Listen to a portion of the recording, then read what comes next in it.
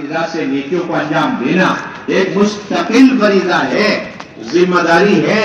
اسی طرح اللہ کے بندوں کو اللہ کے احکامات پر، نیکیوں پر، بھلائیوں پر، فرائض پر آمادہ کرنا یہ مستقل ایک فریضہ ہے۔ اور تیسری ذمہ داری اپنی ذات سے نافرمانیوں سے، گناہوں سے بچنا ایک مستقل فریضہ ہے۔ اور اللہ کے بندوں کو، بندیوں کو اور امت کے تمام طبقات کو گناہوں سے روکنا اور ان کو تنبیہ کرنا اور فہمائش کرنا، انہیں سمجھاتے رہنا، یہ مستقل فریضہ ہے۔ اگر کوئی شخص اپنی ذات سے ساری نیکیاں انجام دے رہا اور اپنی ذات سے تمام برائیوں سے بچا ہوا ہے تو یہ آدھے دین پر ہے، آدھے ہدایت پر ہے، اور یہ اتنا ناقص اس کا دین ہے اور اس کی ہدایت اتنی ناقص ہے کہ اگر ان نافرمانوں کے نافرمانیوں کی وجہ سے اللہ کا عذاب کا اترنا طے ہو جائے اور اللہ تعالیٰ کی طرف سے عذاب نازل ہو جائے تو یہ اپنی نیکیوں کی بدولت، اپنی اس ناقص ہدایت کی بدولت اس عذاب سے بچ نہیں سکتا۔ یہ قرآن کا فیصلہ ہے۔ اللہ کے بندوں کا ہے ایک گروہ، ایک طبقہ ہے، وہ سمجھتا ہے ہم نمازیں پڑھ رہے ہیں اور ہم نے کلمہ پڑھ لیا ہے اور ہم روزے رکھ رہے ہیں رمضان کے اور مال اللہ نے دیا زکات ادا کر رہے ہیں اور بیت اللہ کا، حرمین کا اور بیت اللہ کا ہم حج کر رہے ہیں اور میں بڑے بڑے گناہوں سے بچا ہوا ہوں، اب میری ذمہ داری پوری ہو گئی اور میں مکمل ہدایت پر آ گیا۔ یہ آپ کی سوچ قرآن کے خلاف ہے، یہ آپ کی سوچ قرآن کے خلاف ہے۔ اللہ رب العزت نے قرآن مجید میں بات واضح فرمائی۔ اللہ رب العزت نے ظالموں کو دردناک عذاب دینے کا وعدہ فرمایا۔ پھر اللہ نے قرآن مجید میں خود صاف طور پر یہ بھی واضح فرما دیا کہ ظالم دو قسم کے ہیں۔ ظالم کتنے قسم کے؟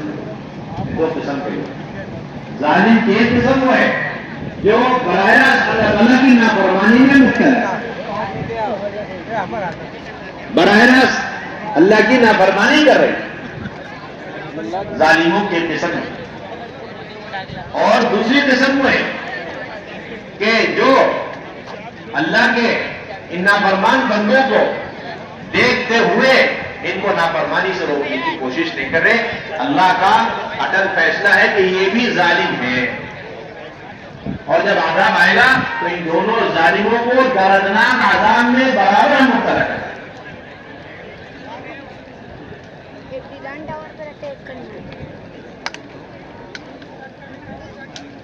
اس لیے اللہ رب العزت نے یوشع بن نون علیہ السلام کے پاس وحی بھیجی کہ ہم آپ کی قوم کے 1,00,000 افراد کو ہلاک کرنے والے، 1,00,000 افراد کو ہلاک کرنے والے، جن میں 60,000 گنہگار ہوں گے اور 40,000 نیک لوگ ہوں گے۔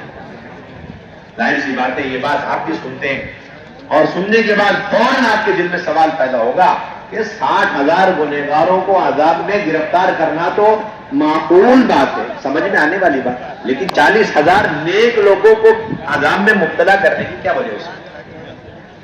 ایک دم سے بات دل میں پیدا ہوگی، سوال پیدا ہوگا۔ یوشع بن نون علیہ السلام نے یہی سوال اللہ تعالیٰ سے سمجھنے کے لیے اعتراض کے طور پر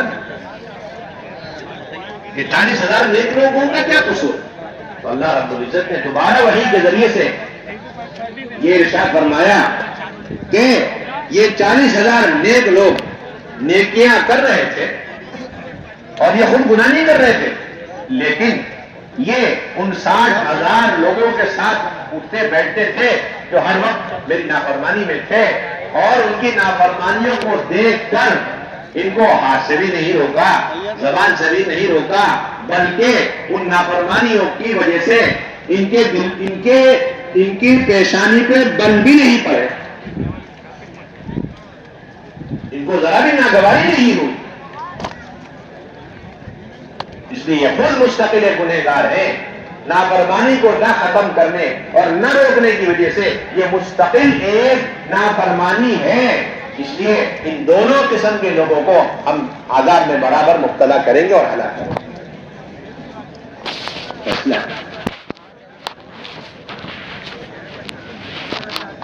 امت نے نماز چھوڑنے کو گناہ سمجھا اور روزہ چھوڑنے کو گناہ سمجھا اور زکات نہ دینے کو گناہ سمجھا اور شراب پینے کو گناہ سمجھا، زنا کو گناہ سمجھا، غیبت اور چوری کو گناہ سمجھا، لیکن امر بالمعروف کو چھوڑ دینے کو گناہ نہیں سمجھا، نہی عن المنکر کو چھوڑ دینا اسے گناہ نہیں سمجھا. حالانکہ علماء کرام نے لکھا ہے کہ امر بالمعروف کو چھوڑ دینا کبیرہ گناہ ہے، نہی عن المنکر کو چھوڑ دینا کبیرہ گناہ. اور یہ ایسا فریضہ ہے کہ اگر کسی شخص نے کسی کو گناہ میں دیکھا اور اس گناہ کو روکنے کی اس کے اندر طاقت اور قدرت ہے، اس کے علاوہ گناہ کو روکنے والا نہیں ہے، تو اس کے ذمہ فرض عین ہو جاتا ہے کہ اس گناہ کو روکنے کی پوری کوشش کرے، یا کوئی زبان سے یا ہاتھ سے، اور آخری درجہ ہے دل سے اس کو برا سمجھتا رہے، بولتا رہے، بے چین رہے، اپنے بستر پر کروٹیں لیتا رہے. اللہ یہ کیا ہو رہا ہے؟ تیری نافرمانی ہو رہی ہے، تیرے بندے اور بندیاں تیری نافرمانیوں میں مبتلا ہیں. اے اللہ ان کو توبہ کرنے کی توفیق دے، اے اللہ انہیں گناہوں سے بچنے کی توفیق دے، ان کے دلوں کو گناہوں سے نیکیوں کی طرف بھیج دے. یہ کروٹیں لے کر مسلے میں سجدے میں پڑھ کر اللہ سے دعائیں مانگنا اس کے ذمہ فرض ہے. یہ علماء نے لکھا ہے قرآن حدیث میں. ورنہ یہ ایسے ہی گنہگار شمار ہوگا اس طریقے سے وہ سارے کے سارے لوگ اللہ کی نافرمانی میں اور گناہوں میں مبتلا ہیں. اگر 5000 سال قبل 5000 سال پہلے کوئی گناہ ہوا، اللہ کی نافرمانی ہوئی، اور ہم 5000 سال بعد میں پیدا ہوئے، تو اب ظاہر بنا کے اس گناہ کو روکنے کی کوئی ہمارے پاس نہیں ہے. کیا آگے روک سکتے ہیں کہ ہمارے سامنے جو گناہ ہوا 5000 سال پہلے جو گناہ ہوا ہم کیسے ہاتھ سے روکیں گے؟ ہاتھ سے روکنے کی ہمارے سامنے گناہ ہونا چاہیے. 2 بھائی اور زبان سے بھی اس گناہ کو نہیں روک سکتے. جو ایمان سے دوسرا کر جائے 20 والا بڑا رہے گا، سامنے گناہ ہونا 20 چاہیے. والا ہے. تو نہ ہاتھ سے اس گناہ کو روک سکتے ہیں، نہ زبان سے اس گناہ کو روک سکتے. تو 5000 سال ہم سے پہلے ہوا تو ہماری کوئی ذمہ داری یعنی علماء نے لکھا ہے قرآن حدیث کی روشنی میں کہ آپ کے ذمے اس گناہ کو روکنا فرض عین ہے. زبان سے نہیں لیکن دل سے. دل سے کیا روکنا؟ تو علماء نے لکھا ہے کہ جو 5000 سال پہلے گناہ ہوا ہے اور آپ کو اس کا علم ہوا، قرآن کے ذریعے حدیث کے ذریعے اس گناہ کو گناہ سمجھنا اور اس کو برا سمجھنا اور ان گنہگاروں کو بھی برا سمجھنا، اور پھر اس کے بعد دل سے یہ تمنا کرنا کاش 5000 سال پہلے وہ اللہ کے بندے اللہ کی نافرمانی نہ کرتے تو کتنا اچھا ہوتا، یہ نافرمانی نہ ہوتی تو کتنا اچھا ہوتا. یہ آدمی تڑپے دل ملائے اور اللہ سے ڈرتا رہے.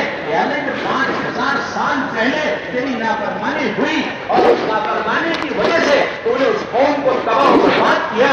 اے اللہ کہیں تو اس نافرمانی کی وجہ سے ہمیں آج تباہ و برباد نہ کر دے اور ان جیسے گناہوں سے ہماری حفاظت فرما. یہ دعائیں کرنا اور اس کو دل سے برا سمجھنا یہ آج 5000 سال بعد ہر ایک کے ذمے پر جائز ہے. اور ایسا نہیں کیا تو اگر آپ نے 5000 سال پہلے ہوئے اس گناہ کو گناہ نہیں سمجھا اور آپ نے دعائیں نہیں کری اور تمنائیں نہیں کی کہ کاش یہ گناہ نہ ہوتا اور آپ راضی رہے مطمئن رہے، تو علماء نے کہا ہے کہ قرآن کا فیصلہ ہے کہ آپ ایسے شمار ہوں گے اور آپ یوں سمجھے جائیں گے گویا 5000 سال پہلے ان کے ساتھ پیدا ہوئے اور آپ نے ان کے ساتھ مل کر براہ راست وہ گناہ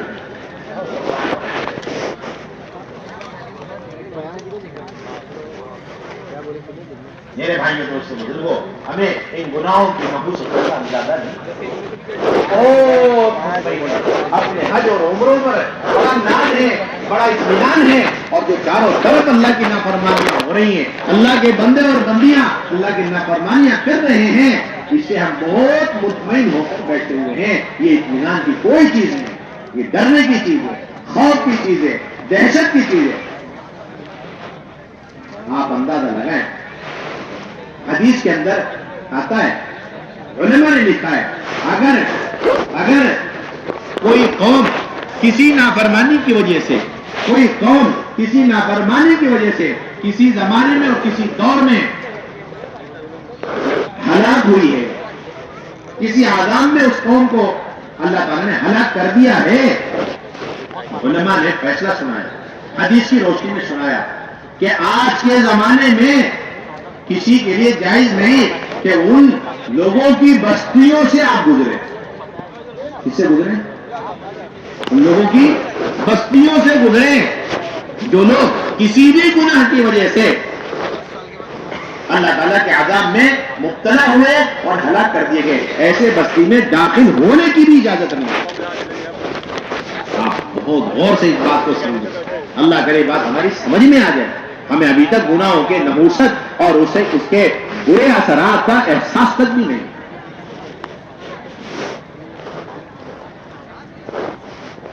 بلکہ علماء کرام نے لکھا ہے، اگر کوئی شخص اس بستی سے مجبوری میں اگر گزرنا چاہتا ہے، کوئی اور راستہ نہیں ہے، تو علماء نے لکھا ایک شرط، نمبر 1، ڈرتے ہوئے اس بستی سے گزرے۔ جب سے اس بستی میں داخل ہوا ہے تب سے لے کر اس بستی کو پار کرنے تک دل بے چین رہے، ڈرا ہوا رہے، اور نمبر 2 اتنا کافی نہیں، روتے ہوئے اس بستی سے گزرنا شرط ہے۔ علماء نے کیا کرتے ہوئے؟ روتے ہوئے اس بستی سے گزرنا شرط، اور توبہ استغفار کرتے ہوئے ادھر سے گزرنا، تیسری شرط لکھی، ایک تو ڈرتے ہوئے اور روتے ہوئے، اور تیسرے توبہ استغفار کے ساتھ اس بستی سے گزرنا، اور اس بستی میں ٹھہرنا نہیں، اور اس بستی کے پانی کا بھی استعمال نہیں کرنا، اس بستی میں ٹھہرنا نہیں بالکل، اور اس بستی کے پانی کا بھی استعمال کرنے کی آپ کو اجازت نہیں۔ آپ صلی اللہ علیہ وسلم قوم عاد، قوم ثمود جیسی بڑی بڑی قوموں کی بستیوں سے گزرے، جنہیں ان کی نافرمانیوں کی وجہ سے اللہ تعالیٰ نے انتہائی خطرناک عذاب دے کر ہلاک کیا، وہاں سے گزرے آپ صلی اللہ علیہ وسلم نے اپنے منہ پر، اپنے چہرے پر کپڑا ڈال کر، اپنے چہرے پر کپڑا ڈال کر کے صحابہ کو یہ حکم دیا، روتے ہوئے گزرو، تیزی سے گزرو، تیزی سے گزرو، اور فرمایا کہ یہاں کا پانی استعمال نہیں کرنا۔ صحابہ نے انجام میں وہاں کے کنویں کا پانی لیا اور اس سے آٹا بھی گھوم لیا۔ آپ نے فرمایا نہیں، اس آٹے کی روٹی تک نہیں بنانا، اسے جانوروں کو کھلاؤ۔ اسے کس کو کھلاؤ؟ جانوروں کو کھلاؤ۔ وہ گنجائش صرف اس بستی میں صرف اس کنویں کا پانی آپ لے سکتے ہو جس کنویں سے صالح علیہ السلام کی اونٹنی پانی پیا کرتی تھی، بس جس کنویں سے صالح علیہ السلام کی اونٹنی پانی پیا کرتی، صرف اس کنویں سے آپ پانی استعمال کر سکتے، اور باقی اس بستی سے آپ کو ایک تو تیزی سے گزرنا، روتے ہوئے گزرنا، ڈرتے ہوئے گزرنا، استغفار کرتے ہوئے گزرنا۔ کون ہے؟ اچھا ڈر کیا ہے کہ کہیں ایسا نہ ہو کہ ان کے ان گناہوں کی نحوست کی وجہ سے جس کا اللہ نے انہیں 5000 سال 10,000 پہلے ہلاک کیا ہے، کہیں آج اللہ ہمیں دوبارہ ہلاک نہ کر دے۔ یہ کس کو ڈر ہو رہا؟ سید الانبیاء صلی اللہ علیہ وسلم۔ اور کون سی جماعت ہے؟ اللہ کے برگزیدہ بندے حضرات صحابہ کی جماعت۔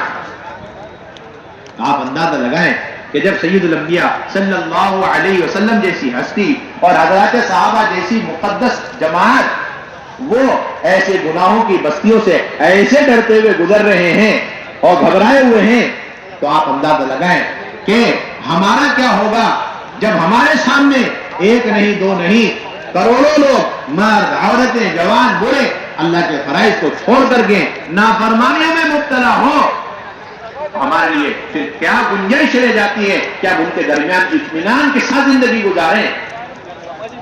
کیا گنجائش رہ جاتی ہے کہ ہم ان کے درمیان استغفار کے بغیر زندگی گزاریں؟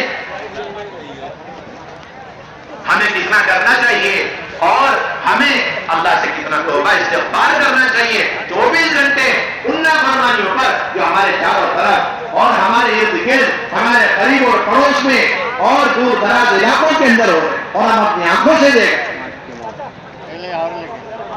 چاچا ممرا والے ساتھی ہے کیا ادھر؟ ممرا والے کہاں کے؟ میرے بھائی دوستوں بزرگوں، یہ بات ہے کہ آپ صلی اللہ علیہ وسلم کا یہ مستقل معمول تھا۔ ایک طرف آپ صلی اللہ علیہ وسلم اللہ کے ہر بندے کے پاس ضدی سے ضدی قسم کا انسان وہ دین کی بات سننا نہیں چاہتا اور دین مجلس میں آنا نہیں چاہتا، ان کے پاس آپ اپنی ذات سے چل کر جاتے ہیں اور ان کو دعوت دیتے ہیں، خوشامد کرتے ہیں۔ آپ صلی اللہ علیہ وسلم انفرادی دعوت دینے کا کوئی وقت مقرر نہیں تھا۔ آپ اس حال میں کسی سے بھی ملاقات کر رہے تھے، مجھے دعوت دیے بغیر نہیں چھوڑا کرتے۔ یہ آپ کا زندگی بھر کا 23 سال کے دعوت کا اصول تھا۔ آپ صلی اللہ علیہ وسلم کے پاس ایک یہودی غلام خدمت کیا کرتا تھا، بیمار ہوا، آپ صلی اللہ علیہ وسلم اس کی عیادت کے لیے تشریف لے گئے اور اسے دعوت دی اور وہ کلمہ پڑھ۔ آپ صلی اللہ علیہ وسلم کے چچا ابو طالب جنہوں نے آپ کی بڑی مدد کی اور نصرتیں کی اور حفاظتیں کی، اب وہ سکرات عالم میں آپ صلی اللہ علیہ وسلم دعوت دینے کے لیے جا رہے ہیں۔ آخری دم تک کوشش فرما رہے ہیں کہ چچا جان ایک مرتبہ آپ کلمہ پڑھ لیں، آہستہ سے کلمہ پڑھ لیں، صرف میرے کان میں پڑھ لیں تاکہ کل قیامت میں میں گواہی دے سکوں کہ آپ مومن ہیں۔ آخری دم تک آپ صلی اللہ علیہ وسلم حکم بن کیسان کو دعوت دے رہے ہیں اور وہ پکے مشرک ہیں۔ آپ صلی اللہ علیہ وسلم دعوت دے رہے ہیں اور وہ انکار پر انکار کر رہے ہیں، یہاں تک کہ حضرت عمر رضی اللہ تعالی عنہ کو غصہ آ گیا اور انہوں نے عرض کیا کہ اجازت ہے اس کی گردن اڑا دیں۔ آپ صلی اللہ علیہ وسلم حضرت عمر پر ناراض ہوئے لیکن حکم بن کیسان پر ناراض نہیں ہوئے، یہاں تک کہ وہ کلمہ پڑھ کے دین میں داخل ہو گئے تو آپ نے فرمایا اے عمر اگر میں تمہاری بات مان کر اجازت دے دیتا گردن اڑانے کی تو یہ شخص آج جہنم میں چلے جائے۔ آپ صلی اللہ علیہ وسلم ایک ایک کی ہدایت کے بارے میں اتنے لالچی ہیں اور اتنے حرص ہے، اتنے فکر مند ہیں کہ آپ صلی اللہ علیہ وسلم کے پاس حضرت ابو بکر رضی اللہ تعالی عنہ اپنے والد ابو قحافہ کو لے کر کے آئے تو آپ نے فرمایا کہ ان بڑے میاں کو کیوں تکلیف دی، ان کو اپنے گھر میں چھوڑ دیتے یہاں تک کہ میں خود جا کر ان کو دعوت دیتا۔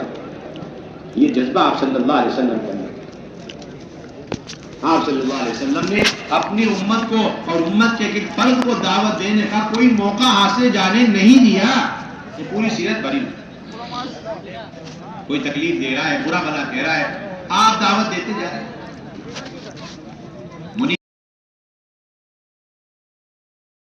زمانے جاہلیت میں حضور صلی اللہ علیہ وسلم کو دیکھا کہ آپ صبح سویرے نکل گئے اور لوگوں کو دعوت دے رہے ہیں اور فرما رہے ہیں لوگوں کلمہ پڑھ لو کامیاب ہو جاؤ۔ آپ کی اس دعوت پر قوم کا کیا برتاوا تھا وہ خود فرماتے میں نے دیکھا کہ ایک آدمی آپ کو برا بھلا کہہ رہا ہے، دوسرا آدمی آپ کے جسم مبارک پر مٹی ڈال رہا ہے اور تیسرے بدبخت انسان کو میں نے دیکھا کہ آپ کے چہرے انور پر تھوکا جا رہا ہے۔ یہ تھی وہ تکلیفیں، وہ اذیتیں اور وہ ناگواریاں جو آپ صلی اللہ علیہ وسلم نے اپنی امت کے ایک ایک فرد کو دعوت دینے اور اسے جہنم سے بچا کر جنت میں لے جانے کے لیے برداشت کی۔ آج امت نے ان ساری اذیتوں کو، ان ساری تکلیفوں کو بھلا دیا اور چاہتے ہیں کہ بغیر کسی تکلیف اور مجاہدے کے لوگوں کو دین کی بات پہنچائی جائے اور وہ ہدایت پر آ جائے۔ ناممکن بات ہے، یہ بالکل ناممکن بات ہے۔ آپ نے جو تکلیفیں برداشت کی ہیں اپنی اس امت اور امت کے ایک فرد کو ہدایت پر لانے اور جہنم سے بچا کر جنت میں لے جانے کے لیے وہ ساری اذیتیں تکلیفیں جب تک امت برداشت نہیں کرے گی اللہ رب العزت ہدایت کے فیصلے نہیں فرمائے گا۔ انفرادی دعوت پر اللہ رب العزت مدعو کی ہدایت کے فیصلے فرما دیتے ہیں جب داعی کا مجاہدہ مطلوبہ سطح تک پہنچ جائے اور جب اس کے حق میں ہدایت مقدر میں نہیں ہے تو اللہ تبارک و تعالی اس کے سامنے ہی اسے ہلاک کر دیتے ہیں۔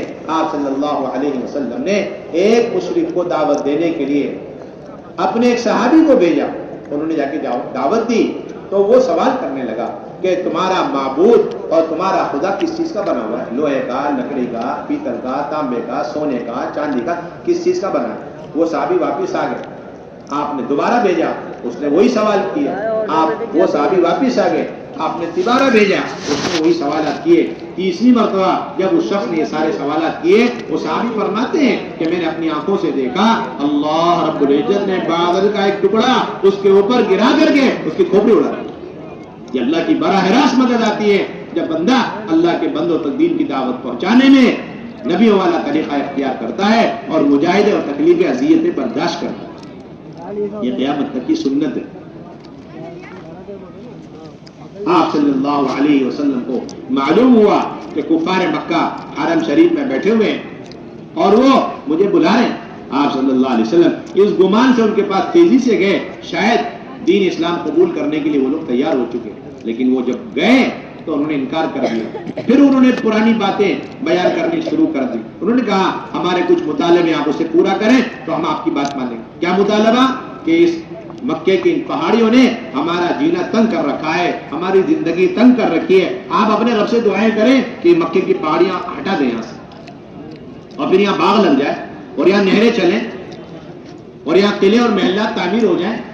آپ نے فرمایا دیکھو یہ ایک مزاج ہے، ہر دور میں ہر زمانے میں جب دین حق کی دعوت دی جاتی ہے تو لوگ یہ سمجھتے ہیں کہ اس حق کے بدلے میں ہمیں بدلے میں کیا ملے گا، وہ سمجھتے ہیں نقد کیش دنیا کے اندر ہمیں کچھ ملنا چاہیے، کہ نہیں دعوت کا اس سے کوئی تعلق نہیں، دعوت کا اس کا کوئی تعلق نہیں۔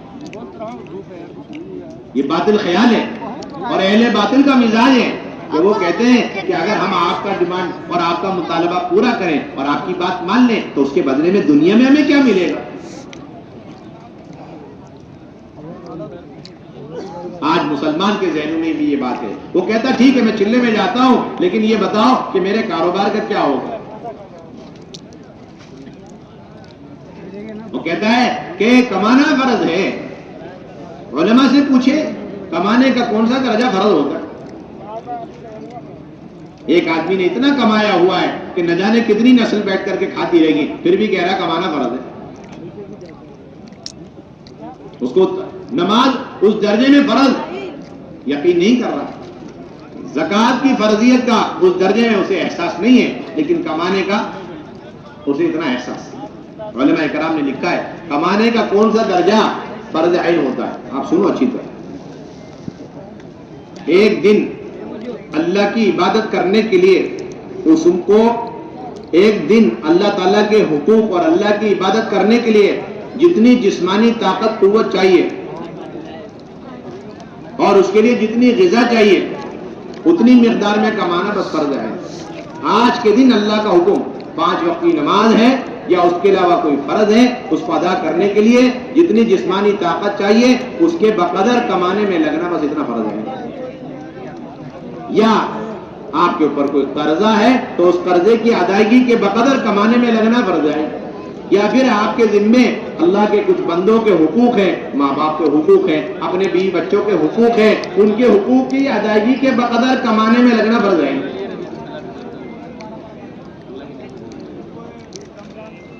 یہ بنیادی چیز اور علماء نے لکھا ہے کہ ایک کمانا حرام کا درجہ بھی رکھتا ہے۔ وہ کون سا درجہ ہے؟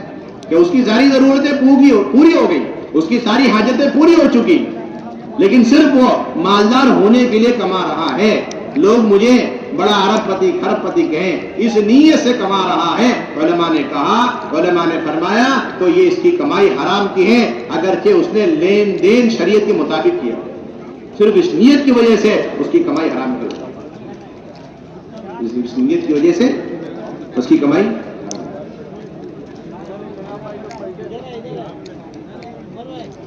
تو حضور صلی اللہ علیہ وسلم سے انہوں نے یہ مطالبے کی کہ آپ ہماری ضرورتیں پوری کریں. آپ نے فرمایا میرے دعوت کا یہ مقصد نہیں ہے اور میں دنیا میں ان کاموں کے لیے نہیں آیا. تو انہوں نے کہا ٹھیک ہے، آپ جس اللہ کی ہمیں دعوت دے رہے ہیں اس اللہ سے آپ اپنے چند مطالبوں کو پورا کروا دیں تو ہم آپ کی بات مانیں. تو کیا ہے کہ آپ اپنے لیے دعا کریں، درخواست کریں کہ اللہ تعالیٰ آپ کے لیے نہر باغ لگا دیں اور آپ کے لیے محلات تعمیر کر دیں. آپ نے فرمایا میں تو اس کام کے لیے بھی نہیں آیا. تو انہوں نے کہا کہ پھر ہم آپ کی بات نہیں مانتے. اٹھ کے جانے لگے تو آپ صلی اللہ علیہ وسلم کے ایک پھوپھیزاد بھائی تھے، وہ بھی پکے کافر، پھوپھیزاد بھائی پکے مشرک. اس پھوپھیزاد بھائی نے آ کر کہا کہ بھائی میرا ایک چھوٹا سا مطالبہ ہے، آپ اسے پورا کر دیں گے تو میں آپ کی بات مان لوں گا. حضور نے فرمایا وہ کیا ہے؟ آپ صلی اللہ علیہ وسلم کو بڑا شوق ہوا. اس نے کہا کہ آپ اپنے اللہ سے درخواست کریں کہ وہ آپ کے لیے ایک زینے کا انتظام کریں، اور وہ زینہ اس زمین میں لگا ہوا، اس کا ایک سرا اور دوسرا سرا آسمان میں ٹچ ہوا. اتنا بڑا زینہ لگاؤ، اتنا لمبا زینہ، اور پھر اس کے بعد آپ اس پہ چڑھیں اور میں آپ کو دیکھتا رہوں، اور چڑھتے چڑھتے آپ آسمان میں پہنچ جائیں. اور پھر جب آپ آسمان سے واپس آئیں تو پھر آپ کے ساتھ ایک کھلی کتاب ہونی چاہیے اور آپ کے ساتھ 4 فرشتے بھی ساتھ میں اترنے چاہیے جو آ کر کے آپ کے نبی ہونے کی گواہی دیں. اور پھر کہنے لگا کہ میرا اپنا خیال یہ ہے کہ اگر آپ نے میرا یہ مطالبہ پورا کر دیا تب بھی میں آپ کو نبی نہیں مانتا. بتائیے کتنی تکلیف اللہ کے نبی صلی اللہ علیہ وسلم کو پہنچی، کتنی اذیت پہنچی ہوگی آپ صلی اللہ علیہ وسلم. لیکن یہ ساری تکلیف اذیتیں اللہ کے نبی صلی اللہ علیہ وسلم برداشت کرتے جاتے تھے اور ایک ایک بندے کو دعوت دیتے جاتے تھے. آپ صلی اللہ علیہ وسلم خطرناک سے خطرناک راستے اختیار فرماتے تھے تاکہ اس راستے میں اگر کوئی اللہ کا بندہ ہے، کتنا ہی گرا ہوا انسان کیوں نہ ہو، اخلاق کے اعتبار سے اور گناہوں کے اعتبار سے اسے بھی دعوت دی جائے. چنانچہ آپ صلی اللہ علیہ وسلم نے ہجرت کے موقع پر اچھے اچھے طریقے چھوڑ دیے اور وہ ڈاکوؤں کو جو راستہ تھا وہ راستہ آپ نے اختیار فرمایا تاکہ ان ڈاکوؤں کو آپ صلی اللہ علیہ وسلم دعوت دی. چنانچہ وہ 2 ڈاکو نکل کر آئے، آپ نے ان کو دعوت دی. اس دعوت پر وہ دونوں کے دونوں اسلام میں داخل ہوئے. آپ نے ان کا نام بدلا اور ان کو نقد مدینہ طیبہ آنے کی دعوت دی. یہ آپ صلی اللہ علیہ وسلم نے ہمیں قیامت تک کے لیے رہبری بننا، سفر میں، حضر میں، دن میں، رات میں، تنے تنہا، جس موقع پر جس حال میں، لیکن دعوت دیے بغیر نہیں چھوڑ، ہر ایک کو دعوت. لوگ آتے تھے کہ اللہ کے نبی آپ ہمارا مال لے لیجئے، آپ اپنے دین کے کاموں میں استعمال کر لیجئے. اللہ کے نبی صلی اللہ علیہ وسلم فرماتے تھے کہ نہیں، جب تک تم کلمہ پڑھ کے دین میں داخل نہیں ہوتے ہم تمہاری صلاحیتوں کو دین پر نہیں لگاتے،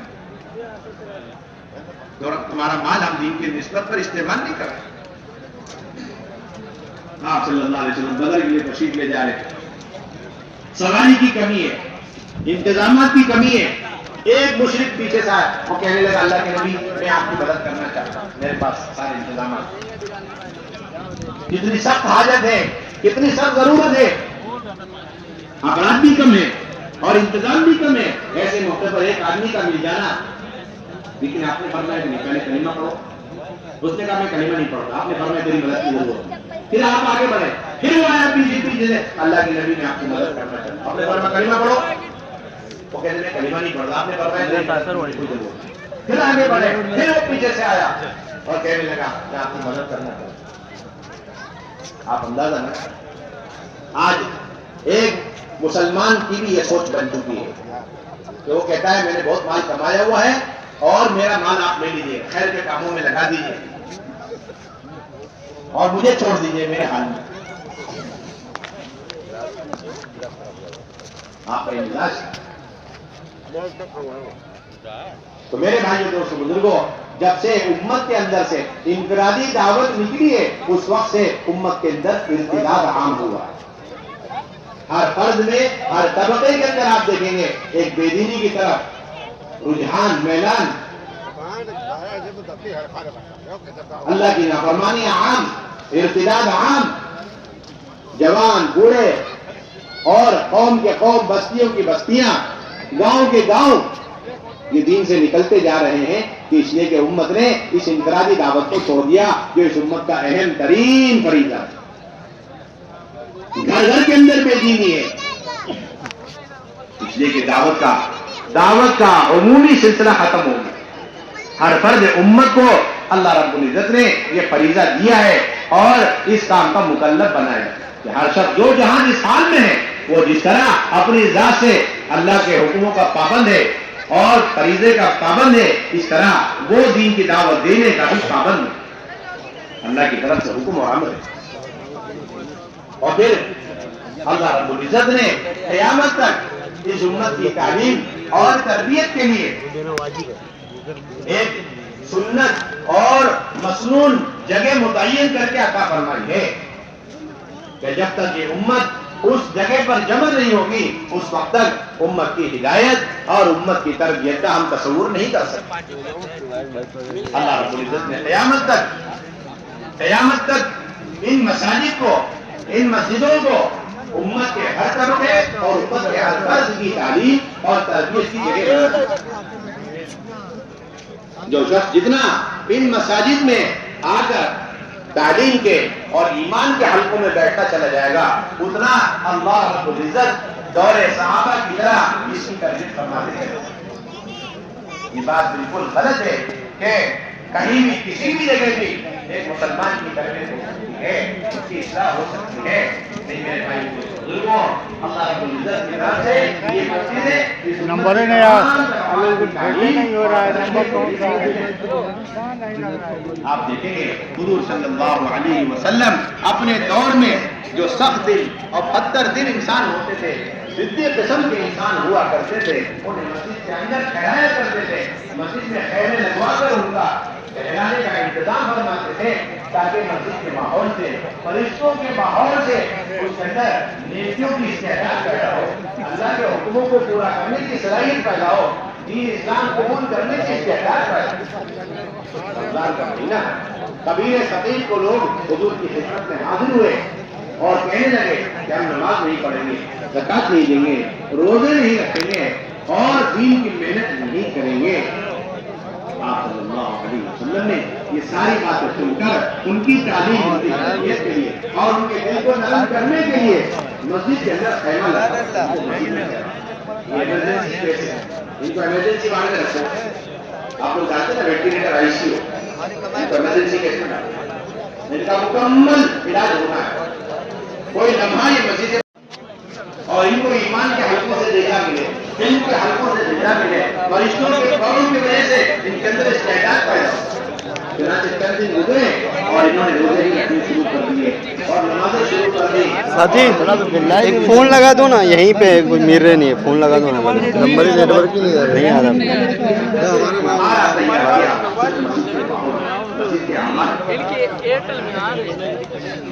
جیو میں آ رہا ہے، ایئرٹیل والا ایک لگے دوبارہ بہت آیا.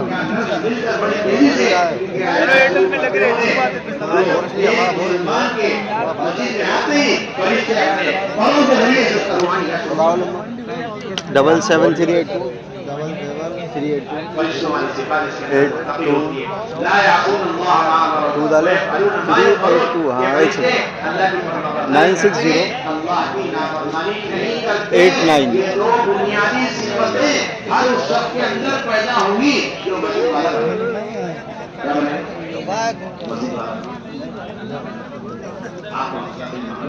اپنی ذات سے آپ مسجد کے اندر غیب کے تصویریں فرمایا کرتے تھے. ایک بڑی اللہ کے نبی صلی اللہ علیہ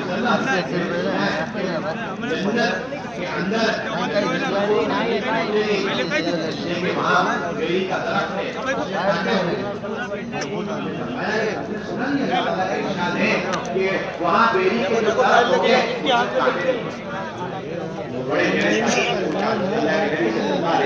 وہ کانٹے پیدا کیے، وہ اپنی قدرت سے ہر کانٹے کے بدلے پھل لگا.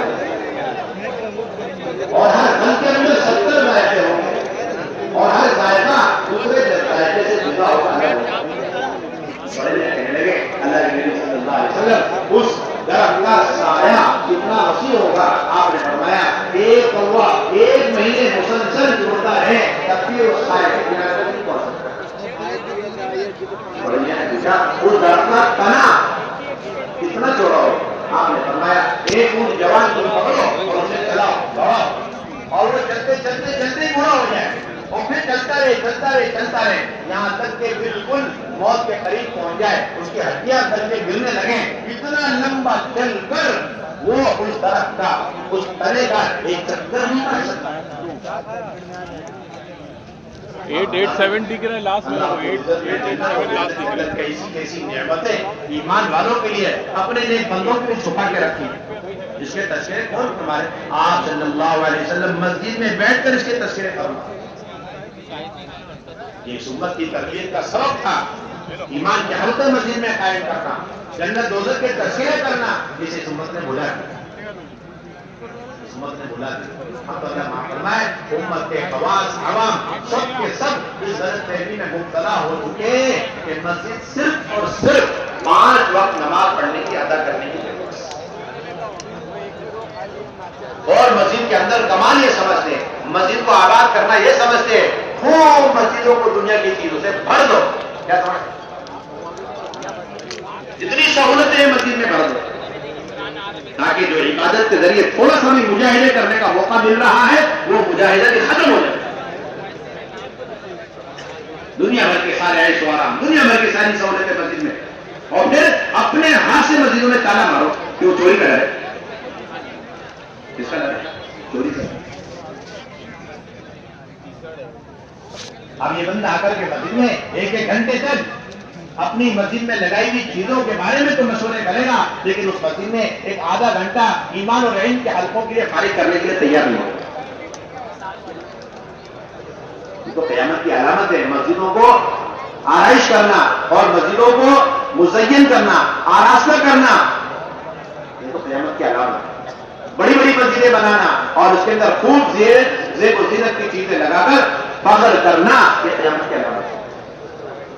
مسجدوں کی زینت یہ ظاہری چیزیں نہیں ہیں. مسجدوں کی زینت مسجد کے اندر کی نماز اور مصلی اور پھر ایمان کے حلقے, علم کے حلقے, ذکر کے حلقے اور دین کو زندہ کرنے کے مشوروں کے حلقے اور اللہ کے بندوں کے جماعتوں کے مسجدوں میں آنے کے سلسلے اور پھر ان مسجدوں سے جماعتیں بن کر پوری دنیا کے اندر جانے کے لیے تشکیل کے سلسلے اور جو جماعت اللہ کے راستے سے کام کر واپس آ رہی ہیں ان کی کارگزاریوں کے سلسلے, یہ مسجد النبوی کے وہ اعمال ہیں جس پر حضور صلی اللہ علیہ وسلم امت کو چھوڑ کر گئے.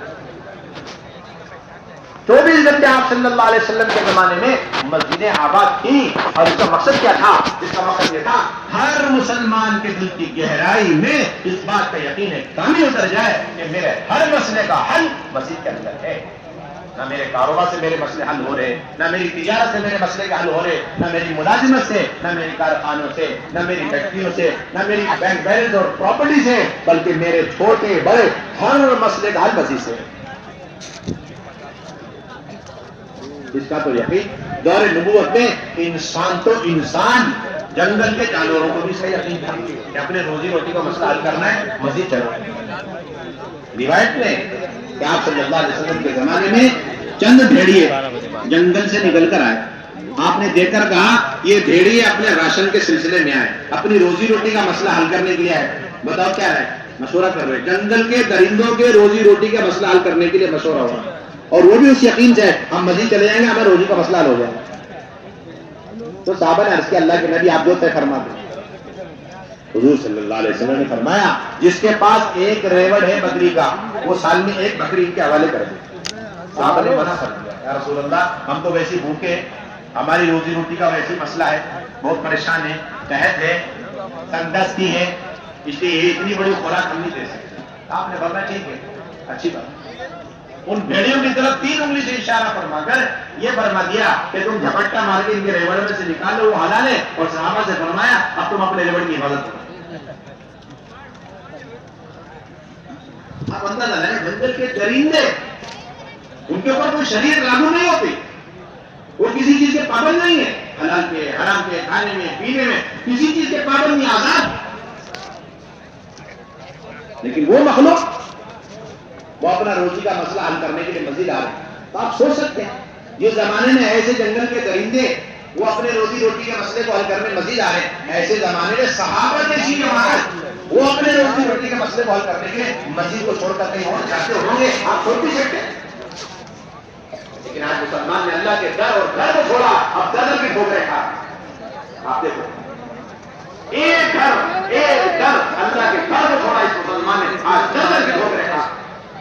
میں نہیں جا رہا بھائی, وہ لوگ کے فرمایا کرتے تھے اگر یہ تاجر ہے اور یہ ملازم ہے, یہ کاشتکار ہے, یہ امیر اور غریب ہے, اگر یہ نماز پڑھنے آیا اور صرف نماز پڑھ کر چلا گیا لیکن مسجد میں بیٹھ کر ایمان کی باتیں نہیں سنی, غیب کے تذکرے نہیں سنے, اللہ سے ہونے کو بولا نہیں, سنا نہیں, تو پہلے سے زیادہ دنیا کا یقین لے کر کے لوٹے گا.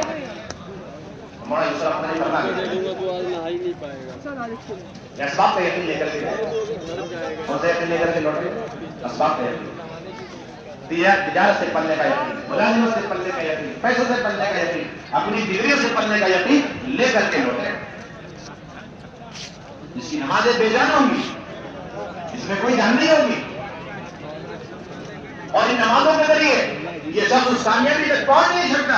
اس کامیابی کی طرف حی علی الفلاح, آؤ کامیابی کی طرف کہہ کر روزانہ 5 مرتبہ اللہ کے سارے بندوں کو بلایا جائے, وہ اس کامیابی تک ہر چیز نہیں پہنچ سکتا. نماز پڑھ سکتا, نماز میں جان نہیں, خوشبوزی نماز ہے, جاننے کا چکی ہے نماز.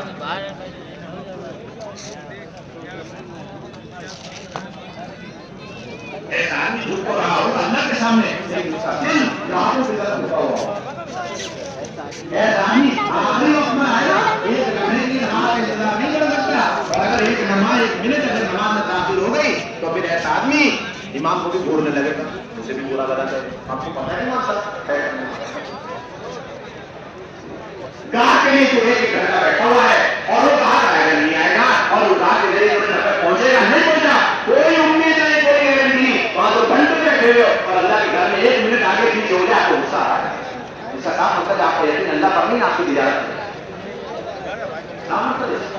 آج مسلمانوں کا عادی ہے, اب تو آرام سے گھڑیاں لگا دیں کیسے وہ گھنٹہ بن جائے, امام کو بھی اٹھنا پڑے گا, مقتدی کو اٹھنا پڑے گا, سب کو اٹھنا پڑے گا. حالانکہ حدیث میں آتا ہے جو سب نماز کے انتظار میں ہے وہ نماز کے حکم میں ہے, اور حدیث میں آتا ہے جو بندہ ایک نماز سے لے کر دوسری نماز تک انتظار میں بیٹھا رہتا ہے اور اس لیے اس کے لیے مغفرت کی دعائیں کرتے رہتے ہیں.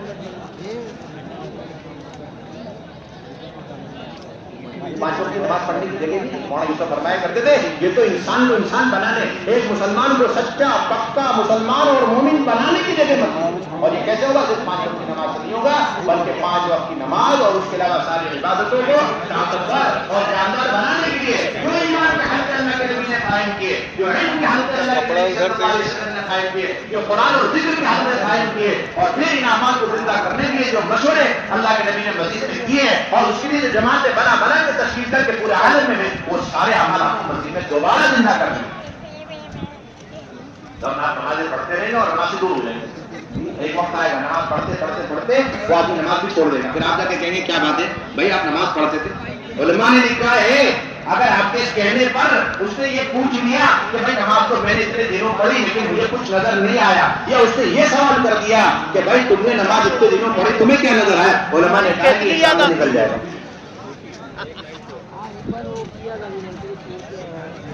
اسلام سے نکل جائے گا سوال کرنا. آج کتنی بڑی تعداد ہے مسلمانوں کی, آپ ان سے جا کے بہت چلو آؤ نماز کے لیے تو یہ سوال کر دیں.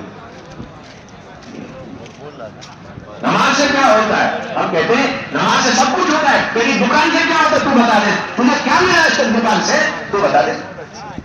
کیا بات کر رہے ہیں, یہ خیر سوال کر سکتا ہے لیکن ایک مسلمان یہ سوال نہیں کر سکتا, ایک مومن یہ سوال نہیں کر سکتا کہ میری نماز سے, میری نماز میں سب کچھ ہے, جو کچھ چاہیے اللہ میری نماز سے مجھے دیں گے. لیکن آج میں نے چھوڑ دی, مسجدوں کو آباد کرنا چھوڑ دیا, اس لیے سوال آج مسلمان میں بھی پیدا ہو گیا.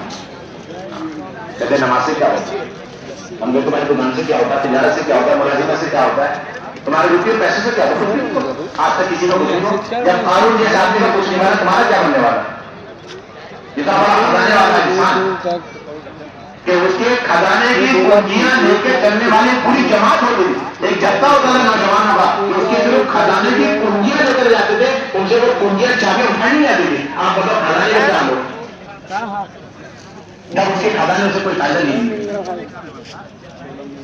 یہ سب سے بنیادی چیز یقین پیدا کرنا. مسجد کے اندر اللہ کی بڑائی بولنا, اور فرمایا کرتے تھے مسجد میں بیٹھ کر اللہ کی بڑائی بولنے سے بڑھ کر اللہ کے غیر کا یقین دل سے نکالنے کا کوئی راستہ ہی نہیں ہمارے پاس. اور مسلمان کا پہلا کام مسجد میں بیٹھے اور بیٹھ کر اللہ کی بڑائی بولے, اور پھر اس کے ذریعے سے اللہ کے غیر اور بنی بنائی تمام مخلوقات کا یقین, ایٹمیات کا, اسباب کا, مادی نقشوں کا, سائنس کا, ہر چیز کا یقین اس کے اندر سے نکالے. اس کا ایک ہی راستہ مسجد ہے. فرماتے تھے کہ اگر مسجد میں بیٹھ کر تم اللہ کی بڑائی بول رہے ہو اور اس درمیان اگر تمہیں کسی صدر کا تصور آ جائے تو پھر صدر اور مچھر کا فرق مت کرنا, اور اگر تم نے صدر اور مچھر کے درمیان فرق کر دیا تو تمہارے ایمان میں کھوٹ ہے. اللہ کے نظروں کے سامنے, اللہ کے قدرت کے سامنے ایک مچھر ایک صدر دونوں برابر, کوئی حیثیت نہیں اللہ کے سامنے. اللہ اللہ ہے. اللہ کی بڑائی, اللہ کی عظمت, اللہ کی وحدانیت, اللہ سے ہونے کو بولنا اور اس یقین کو اندر اتارنے کا ایک راستہ مسجد کا ماحول. گھنٹوں بیٹھو مسجد کے اندر, جس کے پاس جتنا خالی وقت ہے مسجد کو دے دو. مولانا فرمایا کرتے تھے آج کے مسلمان کے بگڑنے اور بگاڑنے کا بنیادی سبب مسجد بازار کا ماحول ہے. کون سا ماحول؟ کون سا ماحول؟ بازار کا ماحول. بدترین جگہ بازار کو قرار دیا, اور جو شخص بازاری بن جاتا ہے وہ بدترین بندہ بن جاتا ہے. بہترین جگہ مسجد کو بنایا, اور جو شخص مسجد والا بن جاتا ہے وہ بہترین انسان بن جاتا ہے. یہ بدترین بننے کا راستہ, وہ بہترین بننے کا راستہ. یہ حب البلاد ہے اور یہ غب البلاد ہے. جتنی طرح کی برائیاں ہیں, منکرات ہیں, نافرمانیاں ہیں, چغلی ہے, جھوٹ ہے, وعدہ خلافی ہے, دھوکہ دھڑی ہے, یہ سارے بڑے چھوٹے منکرات اور برائیاں بڑی ہوئی جگہ بازار کا ماحول. فرمایا کرتے تھے اگر کوئی شخص ایک دن کی 6 گھنٹے 8 گھنٹے بازار میں دے رہا ہے تو پھر اسی دن 6-8 گھنٹے مسجد کو دے دے, تاکہ وہ یقین اور وہ ایمان درست ہو جائے جو یقین اور ایمان بازار میں بیٹھنے کی وجہ سے بگڑ چکا. ہر دن کا حساب لگا کے فرمایا کرتے تھے, یعنی 2.5 گھنٹے 3 گھنٹے 2.5 گھنٹے 3 گھنٹے. ہر مسلمان, مرد عورت, ہر مسلمان چاہے بڑا ہو چھوٹا ہو, جوان ہو بوڑھا ہو, امیر ہو غریب ہو, تاجر ہو کاشتکار, ہر ایک کی ذمہ داری ہر روز اپنے مسجد کو وقت دے, اپنے یقین کو درست کرے, اپنے اللہ سے تعلق کو صحیح کرے, اس کے لیے ایمان کے حلقوں میں بیٹھے. یہ ہماری بنیادی ذمہ داری. ہمارے سارے گشت اسی لیے, حضرات صحابہ اس لیے گشت کیا کرتے تھے. حضرات صحابہ میں حضرت عمر, حضرت معاذ, اور اسی طریقے سے حضرت ابو ہریرہ رضی اللہ عنہ اجمعین ایمان کے حلقے علم کے حلقے مسجد میں قائم کر کے اور پھر بازار میں جا کے لوگوں کو دعوت دے کے مسجد میں لاتے تھے. اور کہتے تھے آؤ بیٹھو ہم تھوڑی دیر اپنا ایمان تازہ کریں. اجلس بنا نومن ساعتن, اجلس بنا نومن ساعتن, آؤ ہم اپنا ایمان تازہ کریں. اس لیے ہم سب کا بنیادی فریضہ ہے اپنے ذمے اس کو فرض سمجھیں, اپنے ذمے اس کو لازم سمجھیں. انتہائی جگہ میں اپنے محلے میں بہت ساری آبادیاں ہیں, کالونیاں ہیں, اور وہاں پر بہت ساری جگہ مسجدیں ہیں, لیکن کہیں ایسے بھی مسجد بھی نہیں ہے, بعض جگہ مسلح, بعض جگہ مسجد بھی نہیں, مسلح بھی نہیں, لیکن اللہ کے بندے اور بندیاں بھرے ہوئے ہیں, جوان بوڑھے بھرے ہوئے ہیں, اور انہیں کوئی دین کی بات بتلانے والا نہیں ہے, اللہ کا تعارف کرانے والا نہیں ہے, اور وہ اللہ کے احکامات کو نہیں جانتے, چھوڑ کر زندگیاں گزارے. ان سب بندے بندیوں تک دین کی دعوت پہنچانا ہماری ذمہ داری, اور اس کے لیے دوسرا گشت ہے. اس کے لیے کون سا گشت ہے؟ تو دوسرا گشت ہے, جائیے آپ پابندی کے ساتھ. لتنذر ام القرى ومن حولها, لتنذر ام القرى ومن حولها. ہماری ذمہ داری چل کے ان کے پاس جانا پڑے گا. یہ نہیں کہ ہو جانا ان کا کام, یہ بات نہیں چلے, آپ کو جانا پڑے گا. آپ کا فریضہ, آپ کی ذمہ داری ہے. آپ بہترین امت ہونا چاہتے ہیں, خیر الامم ہونا چاہتے ہیں, تو آپ کو یہ فریضہ انجام دینا ہے. میرے بھائیوں دوستوں بزرگوں, بنیادی ذمہ داری ہے کسی بھی علاقے کے اندر مسلمانوں کی حالت کو دیکھنا اور سمجھنا چاہتے ہیں کہ ان کے عقیدوں کا کیا حال ہے, اور ان کا اللہ سے کیا تعلق ہے, ان کے اندر عبادتیں کتنی ہیں, وہاں کی خواتین میں پردہ کتنا ہے، دینداری کتنی ہے. اگر یہ دیکھنا چاہتے ہیں آپ صرف مسجد اور مسجد کے اعمال کو دیکھیں. حضرات صاحب کو اس بات کا پورا یقین تھا. اگر کسی علاقے کے اندر مسجد اور مسجد کے اندر اعمال ہو رہے اور مسلی اور نمازی نمازوں کے بعد ان حلقوں میں بیٹھ رہے ہیں، ایمان کے حلقوں میں بیٹھ رہے ہیں، علم کے حلقوں میں بیٹھ رہے ہیں، ذکر کے حلقوں میں بیٹھ رہے ہیں، اللہ کی بڑائی بول رہے ہیں، اللہ کی بڑائی سن رہے ہیں اور مشورے کر رہے ہیں، فکرے کر رہے ہیں کہ کس طرح اللہ کا دین پوری دنیا میں زندہ ہو اور اللہ کے کس بندے بندی تک اللہ کا یہ پیغام پہنچے، اس کی فکرے اور مشورے ہیں. اس کا مطلب ہے کہ وہاں کے مسلمانوں کی دینی حالت اچھی ہے. یہ ہو ہی نہیں سکتا مسجدوں میں جو تالے پڑے ہوئے ہوں اور وہاں کے مسلمانوں کی زندگی میں 100% دین ہو، یا ناممکن بات ہے. یہ اس طرح ہے جس طرح ہسپتال ہی نہیں ہے اور پھر ہمیں یقین ہو کہ وہاں کے مریض خود بخود ٹھیک ہو رہے ہیں. ایسا کیسے ہو سکتا ہے؟ ہسپتال کے بغیر یا ہسپتالوں میں تالے پڑے ہوئے ہوں اور پھر وہاں وبا اور بیماریاں پھیل رہی ہوں، آپ یقین کر سکتے ہیں کہ وہاں والے ٹھیک ہو جائیں گے؟ یہ سوال ہی نہیں پیدا ہوتا. اس سے زیادہ یہ بات یقینی ہے کہ مسجدیں بند ہیں یا مسجدوں میں ہم نے خود تالے لگائے اور یا پھر ہم نے مسجدوں کے اندر ایمان اور علم کے حلقے نہیں لگائے، تو اس سے زیادہ یقینی بات ہے کہ وہاں کی مسلمانوں کی زندگیاں دین سے دور ہوگی اور ان کے عقیدوں میں بیماریاں اور خرابیاں، ان کے معاملات میں بگاڑ، ان کے معاشرے کے اندر بگاڑ اور لوگ ان کے زندگیوں کو دیکھ کر کے دین اسلام سے دور جا رہے ہیں اور کہیں گے یہ ان کی زندگی. اس لیے ہماری بہت بنیادی ذمہ ہے 24 گھنٹے اپنی مسجدوں کو آباد رکھیں اور جتنا ہو سکے. مولانا یوسف رحمۃ اللہ علیہ فرماتے تھے 12 گھنٹے دو مسجد، آخری درجہ 8 گھنٹے، باقی کوئی 2 گھنٹے دے دے، 3 گھنٹے دے دے، 4 گھنٹے دے دے، آدھا گھنٹہ ہے لیکن دیو. دوسرے کو تیار بھی کرو، جاؤ بیٹھو مسجد میں، ایمان کے حلقے لگے ہوئے، تعلیم کے حلقے لگے ہوئے، ایک ایک ہاتھ پکڑ کے لے کر کے آؤ. یہ فریضہ ہے. ہاتھ پکڑ کے اگر آپ نہیں لائیں گے، خوشامد نہیں کریں گے اور پھر اس کی وجہ سے وہ گناہ کرتا رہا یہاں تک کہ اللہ کی طرف سے عذاب آنا طے ہو گیا، تو پھر آپ بھی اس عذاب میں گرفتار ہو جائیں گے. یہ حدیث کا فیصلہ ہے. تو پوری انسانیت کی مثال، پوری قوم کی مثال ہے کشتی میں سوار لوگوں سے. اور یہ فریضہ جس طریقے سے مردوں پر ڈالا گیا کہ ہر مرد کی ذمہ داری ہے، اسی طریقے سے اس امت کا ایک بہت بڑا طبقہ ہے خواتین کا. اس کے اندر خواتین ہیں، اس کے اندر لڑکیاں ہیں، بچیاں ہیں، وہ بھی اللہ کی بندیاں ہیں، وہ بھی دین کے محتاج ہیں، وہ بھی علم کے محتاج ہیں، وہ بھی فرائض کے محتاج ہیں.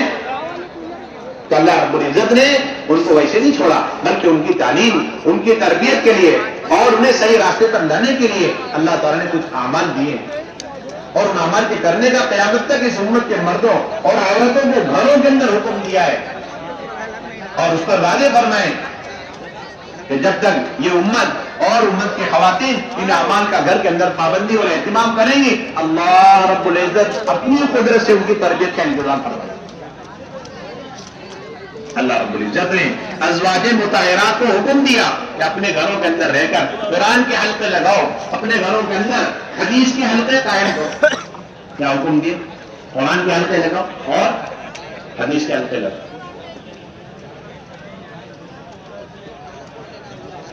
اور پھر اللہ رب العزت نے یہ وعدہ فرمایا کہ تمہارے اندر جتنے گناہوں کی گندگی اور اثرات ہے ہم اسے دور کریں گے اور تمہیں مکمل پاک کر دیں گے. تمہیں کیا کریں گے؟ وہ مکمل پاک کر دیں گے. یہ اللہ تعالیٰ کی طرف سے حکم ہے اور اس حکم کو پورا کرنے پر یہ تربیت کا وعدہ ہے، تزکیے کا وعدہ ہے. میاں بیوی گھر کے اندر ہے، بچے ہیں نہیں ہیں، اب ان کی ذمہ داری روزانہ کی ہے کہ اپنے گھر میں 1 آیت 2 آیت 1 سورت 2 سورت لے کر کے وہ قرآن کے حلقے لگائیں. یہ پڑھیں وہ سنیں، وہ پڑھیں یہ سنیں اور یہ اللہ کا عین حکم سمجھ سکتے کریں. حضور صلی اللہ علیہ وسلم نے اس عمل کی شروعات خود اپنی ذات سے فرمائی. آپ کو نبوت ملی، آپ نے نبوت مل جانے کے بعد اپنی ذات سے یہ قرآن اور حدیث کے حلقے اپنے گھر میں حضرت خدیجہ رضی اللہ تعالیٰ عنہا کے ساتھ لگائے. کس کے ساتھ لگائے؟ حضرت خدیجہ رضی اللہ تعالیٰ عنہا کے ساتھ. وہاں اعلان میں آپ کو وہی ملی ہے اور آپ نبی بنائے گئے ہیں اور اس کے بعد آپ گھر آتے ہیں. سب سے پہلے حضرت خدیجہ کو لے کر حدیث کا حلقہ لگایا اور قرآن کا حلقہ لگایا اور حضرت خدیجہ رضی اللہ تعالیٰ عنہا نے آپ کے سامنے صفات کے تذکرے کیے اور کہنے لگی اللہ کے نبی آپ گھبرائے نہیں، اللہ تعالیٰ آپ کو ویسے نہیں چھوڑ رہے. बेयार मददगार, आपको रुसवा नहीं करेंगे, इसलिए कि आपके अंदर तो बड़ी खूबियां हैं, बड़ी सी बात है। आप सदा रहमी करते हैं, मेहमान नवाजी करते हैं, लोगों का बोझ उठाते हैं, लोगों की मददें नुसरतें करते हैं। इतनी बड़ी बड़ी सिफात और खूबियों के होते हुए आप अल्लाह ताला आपको जाहिर नहीं करेंगे, रुसवा नहीं करेंगे। ये सबसे पहला हल्का इस उम्मत के अंदर नबूवत के मिल जाने के बाद सबसे पहला अमल हमारे दावत में, हमारे हिदायत में, हमारे नबूवत में, हमारे तरबियत में सबसे पहला अमल क़यामत तक के लिए आपने अमली तालीम दी। और आपका यही सिलसिला, यही मामूल था अपने अज़वाज मुताहरात के साथ। क्या सल्लल्लाहु अलैहि वसल्लम अपने घर में किसी भी बीवी के पास है बारी लगती है, कभी हज़रत आयशा के घर में आपकी बारी है, कभी हज़रत हफ्सा के घर में बारी है, कभी हज़रत ज़ैनब के घर में बारी। तो जिस बीवी के यहाँ आपके रात गुजारने की बारी होती, आप सल्लल्लाहु अलैहि वसल्लम उस बीवी को लेकर, उस ज़ौजा मोहतरमा को लेकर कुरान के हल्के लगाते, हदीस के हल्के लगाते, गैब के तस्करे फरमाते। ये आपकी हमेशा की सुन्नत रही, आप इसका एहतिमाम फरमाते। किसी कीमत पर आपके अपने घर की तारीफ छूटी नहीं। मेरे भाइयों दोस्तों बुजुर्गों, उम्मत ने आज ये अमल छोड़ दिया। उसकी वजह से घरों के अंदर बेदीनी आम, जहालतें आम, हत्ता कि खवातीन की बेहया आम होती जा रही है।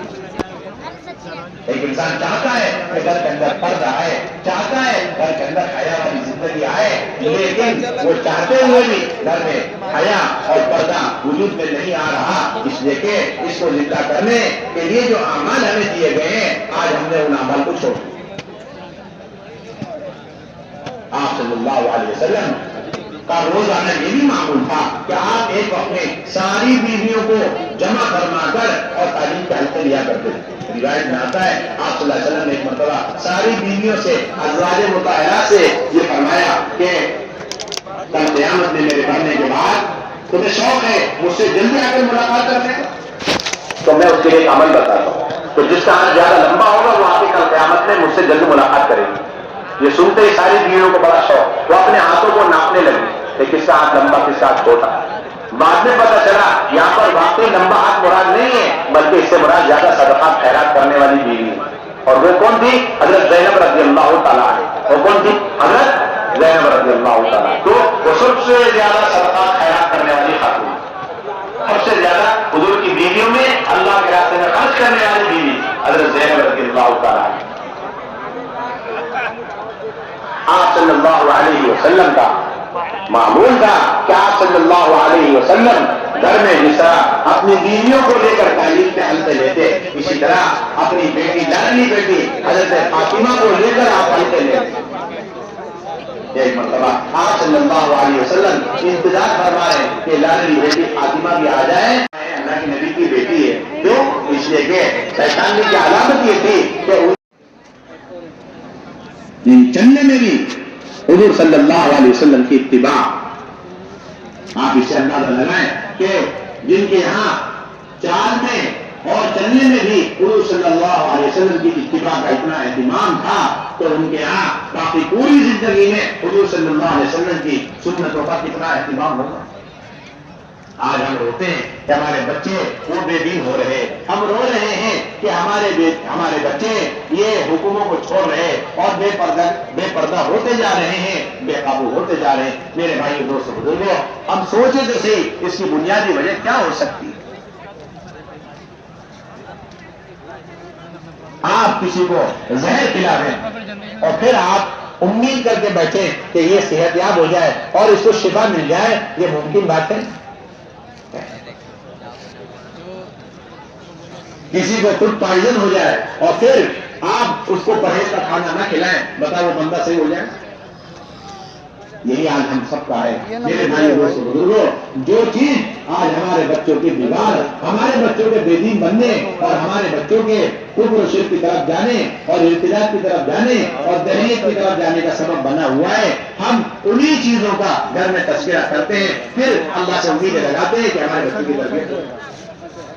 आप देखे तो सही, हमारे घरों में 24 घंटे किसकी जिंदगियां पढ़ी जा रही और पढ़ाई जा रही और किसकी मालूमात को बताया जा रहा है। क्या हम तालीमात अपने बच्चों को दे रहे हैं? 24 घंटे हम حضور والی زندگی، صحابہ والی زندگی کو چھوڑ کر دوسروں کی زندگیاں پڑھتے پڑھاتے ہیں اور دوسروں کے طریقوں کے تذکرے گھر میں کرتے ہیں اور جہل کی تعلیم دے رہے ہیں اور پھر امید لگائے ہوئے ہیں کہ ہمارے بچے نبی کی سنتوں پر آ جائیں، یہ تو ناممکن بات ہے۔ جس گھر کے اندر اللہ اور اللہ کے رسول کے تذکرے ہوں گے، جس گھر کے اندر رسول اللہ صلی اللہ علیہ وسلم کی زندگیوں کو پڑھا جا رہا ہوگا، صحابہ کے تذکرے ہو رہے ہوں گے، صحابیات کے تذکرے ہو رہے ہوں گے، اس گھر کے اندر بڑے چھوٹے اور ان کے بعد بچیاں اور بچے یہ سیرت پر اور حضور والی زندگی پر آتے چلے جائیں۔ اس کی بنیادی تربیت کا راستہ ہے اپنے گھر کے بچوں اور مردوں اور عورتوں اور جوان اور بوڑھوں کو 100% اللہ کے حکموں پر 100% نبی پاک علیہ السلام کے طریقوں پر لانے کا یہ مسنون اور واحد راستہ ہے کہ اپنے گھروں کے اندر تعلیم کے حلقے لگاؤ، اپنے گھروں کے اندر قرآن کے حلقے لگاؤ، اپنے گھروں کے اندر اللہ کے تذکرے کرو، انبیاء کے تذکرے کرو، اللہ کی غنی مدد اور نصرتوں کے تذکرے کرو، اللہ سے ہونے کو بولو اپنے گھروں کے اندر۔ اس کے علاوہ اور کوئی راستہ نہیں۔ میرے بھائی اور دوست بزرگوں، اللہ تعالیٰ نے حکم دیا ہے ہر ایمان والے کو، یہ فریضہ دیا ہے اپنے آپ کو جہنم سے بچاؤ، اپنے گھر والوں کو جہنم سے بچاؤ۔ جب یہ آیت نازل ہوئی حضرت عمر رضی اللہ تعالیٰ عنہ حضور کی خدمت میں حاضر ہوئے اور عرض کیا، اللہ کے نبی صلی اللہ علیہ وسلم اپنے آپ کو جہنم سے بچانا سمجھ میں آیا، اپنے گھر والوں کو جہنم سے بچانے کا راستہ کیا ہے؟ کس نے سوال کیا؟ حضرت عمر رضی اللہ تعالیٰ۔ اپنے آپ کو جہنم سے بچانا تو سمجھ میں، اپنے گھر والوں کو، اہل و عیال کو، بچوں کو کیسے جہنم سے بچائیں؟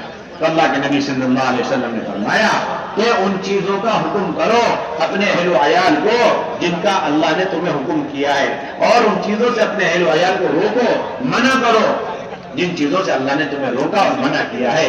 یہ راستہ ہے اپنے آپ کو اور اپنے اہل و عیال کو جہنم سے بچانے۔ اس کے علاوہ کوئی راستہ نہیں۔ ویسٹرن لائن جری مری اور جوگیشوری کا بلکہ علماء نے لکھا ہے کہ جو شخص گھر میں داخل ہوتے ہی اپنے بیوی، اپنے بچے، اپنے والدین، اپنے میٹرو سے بہن بھائیوں اور عزیز اقارب کی ہدایت کی فکر میں لگ جاتا ہے، ان کی نمازوں کی فکر میں لگ جاتا ہے، ان کے اخلاق و فکروں میں لگ جاتا ہے اور انہیں نماز کی دعوت دے رہا ہوتا ہے، تو پھر اللہ تعالیٰ اس شخص کو اس کے گھر والوں کے ساتھ کل قیامت میں جنت میں جمع کروائے۔ بھائی چاہتے نہیں چاہتے آپ اللہ تعالیٰ جس طرح ہمیں اپنی فیملی اور گھر والوں کے ساتھ، اپنے بچوں کے ساتھ، اپنے والدین کے ساتھ، اپنے بہن بھائیوں کے ساتھ خوش و خرم والی زندگی اور سکون والی زندگی گزارے، اسی طرح کل قیامت میں بھی یہ سارے اعزاء اقارب ہمارے ساتھ مل جل کر رہے اور وہ خوشی مکمل ہوئی۔ اللہ نے صاف فرما دیا کہ جنتیوں کی خوشی کو مکمل کرنے کے لیے ان کے گھر والوں کو ان کے ساتھ ملا دیا۔ لیکن یہ کس کے لیے ہے؟ جو شخص گھر میں اپنے گھر والوں، دنیا کے اندر اپنے گھر والوں کی ہدایت، اپنے بیوی بچوں کی تربیت کی فکر کرے گا، اس کے لیے کل قیامت میں اور علماء نے یہ بھی لکھا ہے کہ کل قیامت میں سب سے زیادہ عذاب اس دیندار کو دیا جائے گا جس کے گھر والے بے دین بھائی یہ پبلک جا رہی ہے نا، ایسا نکلنے جاؤ، جانا ایسے ہی ہے، باہر سے جاؤ کہ اسے اپنی فکر تھی، اپنے دین کی فکر کری، لیکن اپنے بیوی بچوں کے دین کی اس نے کوئی فکر نہیں کی۔ کل قیامت میں اس کے لیے دردناک عذاب۔ اس لیے ہماری بہت بنیادی ذمہ داری اپنے گھروں کے اندر قرآن کے حلقے، اپنے گھروں کے اندر حدیث کے حلقے، ایک دن منتخب کا اور ایک دن فضائل اعمال فضائل صدقہ کا حلقہ لگایا جائے اور قرآن کے حلقے لگائے جائیں اور صفات کے مذاکرے کریں اور پھر اللہ کے راستے میں نکلنے کی تشکیلیں کریں۔ اللہ کے راستے میں نکلنا ہے، چھوٹے بڑے کی تشکیل کرے، بڑے چھوٹے کی تشکیل کرے، مرد عورت کی تشکیل کرے، عورت مرد کی تشکیل کرے۔ حضرت ام سلیم رضی اللہ تعالی عنہ کی دعوت اور تشکیل کے نتیجے پر حضرت ابو طلحہ کو ہدایت ملی اور حضرت ابو ہریرہ رضی اللہ تعالیٰ عنہ کی دعوت اور تشکیل کی بنیاد پر ان کی والدہ کو ہدایت ملی ہے۔ ام حکیم رضی اللہ تعالیٰ عنہ کی تشکیل کی بنیاد پر ان کے شوہر حضرت عکرمہ کو ہدایت ملی ہے۔ یہ گھر گھر کے اندر ماحول بنا ہوا تھا، ہر ایک دین کا داعی تشکیل کیا رضی اللہ تعالیٰ عنہ ایک معذور صحابی تھے، پاؤں سے معذور تھے، لنگڑے تھے، ان کو اللہ کے راستے میں نکلنے کے لیے ان کی بیوی نے تیار کیا۔ ہاں میں دیکھ رہی ہوں کہ آپ اللہ کے راستے میں نکلنے سے بچنا چاہتے ہیں اور آپ میدان سے بھاگ رہے ہیں۔ اس تشکیل پر انہیں ایسا محسوس ہوا اور ایسا دل پر ان کی چوٹ لگی، انہوں نے قبلے کی طرف رخ کر کے دعا مانگی، اللہم لا تردنی الہی، اللہ میں تیرے راستے میں جا رہا ہوں، جان و مال کو لے کر کے جا رہا ہوں، اللہ تو مجھے میرے گھر والوں کے پاس لوٹا مت دے۔ ان کی دعا ایسی قبول ہوئی کہ وہ اللہ کے راستے میں گئے اور شہید ہوئے، اور اللہ تعالیٰ اللہ کے نبی نے یہ بھی بشارت سنا دی کہ میں نے عمرو بن جموح کو صحیح سالم پیر کے ساتھ جنت میں چلتے پھرتے دیکھا ہے۔ اور جب ان کی بیوی ان کے لاش کو اپنے اونٹ پر رکھ کر مدینے کی طرف لانے لگی تو وہ اونٹ مدینے کی طرف چلنے سے انکار کر رہا، کہیں بھی جانے کو تیار لیکن مدینے پہ جانے سے انکار کر رہا۔ جہاں پہ حضور صلی اللہ علیہ وسلم سے بتایا آپ تو ان کی بیوی نے کہا کہ ہاں یہ اللہ کے راستے میں نکلنے سے پہلے قبلے کی طرف رخ کر کے دعا کرتے گئے۔ اللہ کے نبی نے فرمایا پھر تو یہ اونٹ کبھی بھی مدینے کی طرف نہیں جائے گا۔ یہ سارا اجر و ثواب کس کو ملا؟ اور یہ سارا اجر و ثواب کس کو ملا؟ ایک خاتون کو ملا، ان کی تشکیل کی بنیاد پر وہ اللہ کے راستے میں۔ میرے بھائیو دوستو، یہ بہت بنیادی دل مزہ ہے، اس لیے کہا جاتا ہے کہ خواتین کو آپ ہر 20 مکان کے درمیان ایک ہفتے والی تعلیم کی بنیاد پر 20 مکان کے درمیان ایک تعلیم کا حلقہ اور ایک تعلیم کا مقام آپ قائم کریں اور اس کے اندر اس گھر کی خواتین کو اس تعلیم میں لا کر کے جوڑیں۔ اس گھر کے اندر جتنی جوان بچیاں ہیں وہ سب اس تعلیم میں شرکت کریں جو اللہ کے نبی صلی اللہ علیہ وسلم کی سنت ہے۔ خواتین نے آ کر درخواست کی اللہ کے نبی صلی اللہ علیہ وسلم آپ کو سارے جہاں والوں کے لیے نبی بنا کر بھیجیں گے اور مردوں کے لیے آپ نبی بنا کر بھیجیں گے، مستورات کے لیے بھی نبی بنا کر بھیجیں گے۔ لیکن عجیب بات ہے یہ مرد آتے ہیں مسجد میں آپ سے دین سیکھ کر چلے جاتے ہیں لیکن ہم نہیں دین سیکھ پاتے، اس لیے کہ پردے کا مسئلہ ہے۔ آج لوگوں کا یہ بھی مزاج ہے دین سیکھو، دین کی تعلیم دو، دین کا علم دو، چاہے طریقہ غلط ہو لیکن دین جس طرح دین کے راستے سے آتا ہے۔ دین کون سے راستے سے آتا ہے؟ ہاں دین کے راستے سے آتا ہے۔ ان خواتین نے خود کہا اللہ کے نبی ہم دین سیکھنے سے بہت خوش نہیں ہے کہ ایسا نہیں کہ ہمارے اندر دین کی طلب نہیں، دین کا شوق نہیں، ہمارا حق کچھ ہے لیکن دین سیکھنے کے لیے ہمارے پاس کوئی راستہ نہیں ہے کیونکہ آپ کے پاس ہر وقت مرد آتے رہتے ہیں۔ اس لیے ہماری رائے ہے کہ آپ ہمارے لیے کوئی دن مقرر کر دیں، آپ ہمارے لیے ایک دن لگا دیں، طے کر دیں۔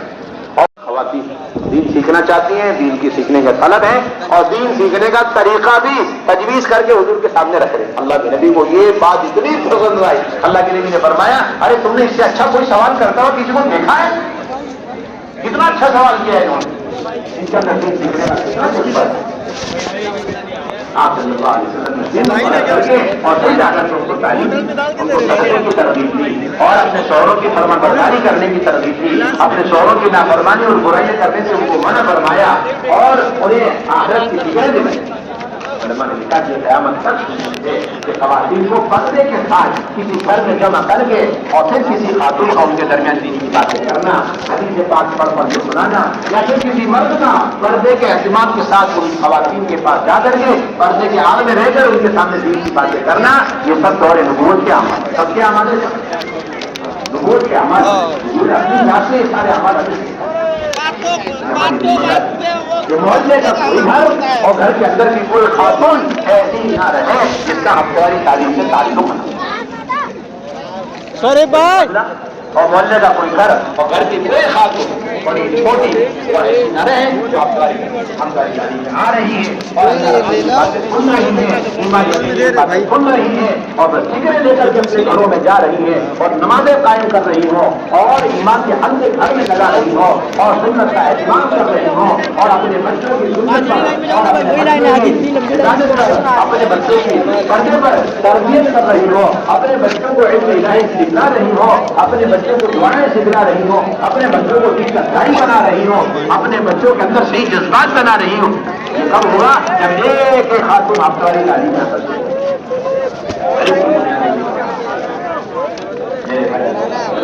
اسی طرح آپ صلی اللہ علیہ وسلم کا یہ بھی اہم ترین عمل تھا کہ آپ صلی اللہ علیہ وسلم ان بندوں اور بندیوں کو گھروں کے اندر ٹھہرایا کرتے تھے تاکہ گھروں کے اندر ٹھہرانے سے ہو سکے اور ان کے اندر سے سارا کفر پھر ختم ہو جائے، ساری بے دینی ختم ہو جائے، ساری جہالتیں ختم ہو جائے، بے حیائی اور بے پردگی ختم ہو جائے، ان کا موت سے تعلق قائم ہو جائے۔ آپ کے زمانے میں